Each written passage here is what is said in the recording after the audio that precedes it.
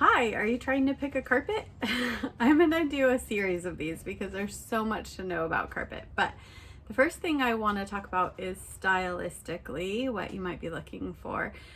So you definitely want something that has a really close loop so that you can easily roll your office chairs over it.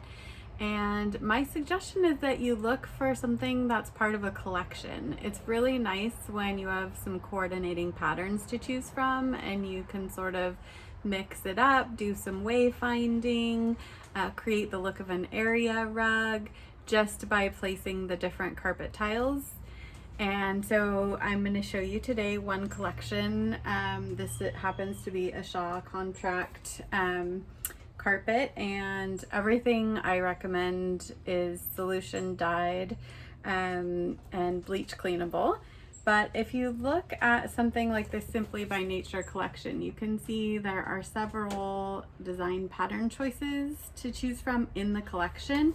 And that means that whatever yarn dye you select for your carpet, you're going to be able to get a pattern change with an exactly matching color. And if you look inside, you can see that you can also choose an accent color for a pop here or there, and they will also be within the collection and the style.